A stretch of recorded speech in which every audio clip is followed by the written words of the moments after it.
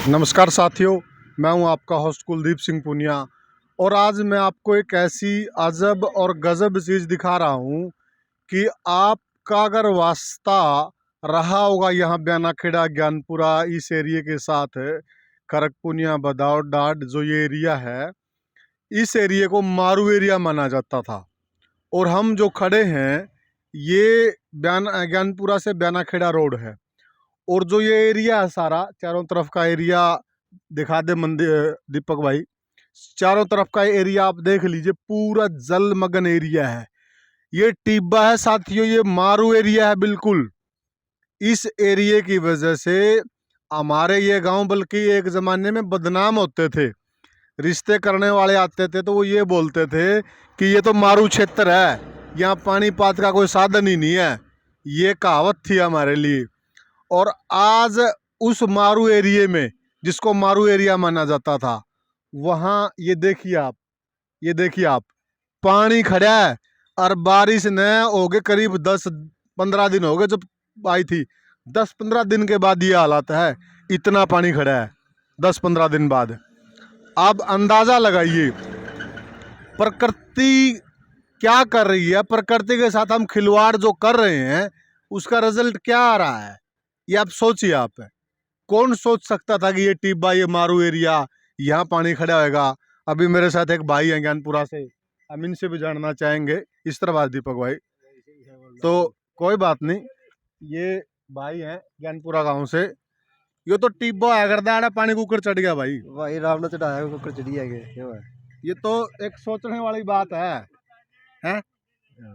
तो ये देखिए, ये पूरा एरिया आप देखिए, ये पूरा एरिया, तो ये देखिए आप, ये पूरा एरिया जहाँ तक नज़र जा रही है वहीं पे पानी खड़ा है। नरमा बिल्कुल नष्ट हो गया है और दोनों तरफ रोड के ये पूरे एरिया में यही हालात है।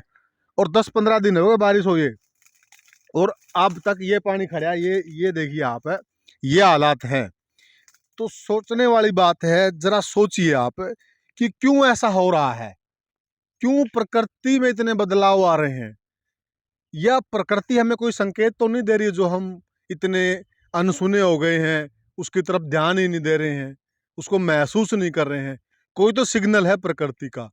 जब इस तरह की चीज़ें हो रही है, अप्रत्याशित चीज़ें हो रही है जो कभी सोची नहीं थी, उस प्रकार की चीज़ें हो रही हैं। जहाँ पानी की एक बूंद गिर जाए तो वो पता नहीं चलती थी गिरी कि नहीं गिरी है। ये वो क्षेत्र है और इस क्षेत्र में पानी खड़ा है, इतना पानी खड़ा है।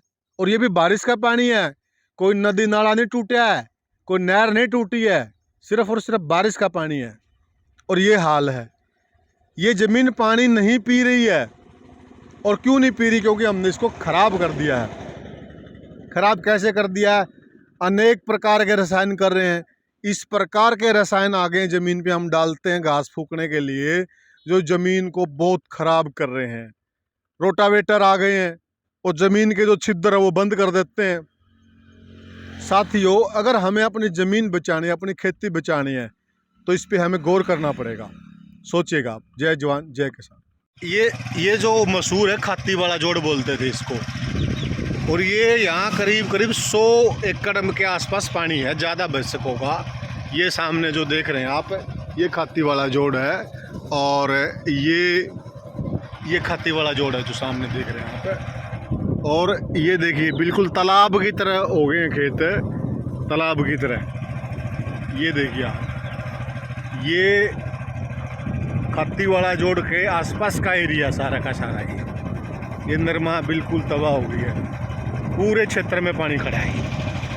ये इस किले में भी कुछ जबरदस्त। ये नाला गांव वालों का कहना है कि ये अभी बना था और नाला देख लीजिए आप, नाले के क्या हालात है। ये टूट गया सारा और इसमें वापस पानी आता है।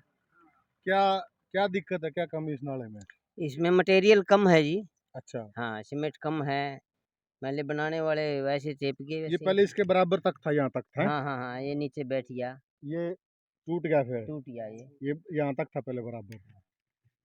अच्छा, कितने दिन हुए बने हुए इसको? महीना के करीब हुआ है जी, बस महीना ही हुआ है बस। ठेकेदार ने बनाया था? ठेकेदार ने बनाया था। कहाँ का ठेकेदार था? इस बात का नहीं पता जी, नहीं कहाँ का पता। था, नहीं पता जी। अच्छा, हाँ। तो ये पंचायती राज मंत्रालय के तहत बना हुआ। हाँ हाँ हाँ। ये नाला अभी अभी ताज़ा बना था और ये देखिए आप किसके हालात। बाकी आगे फसलों के हालात और दिखा रहे हैं आपको।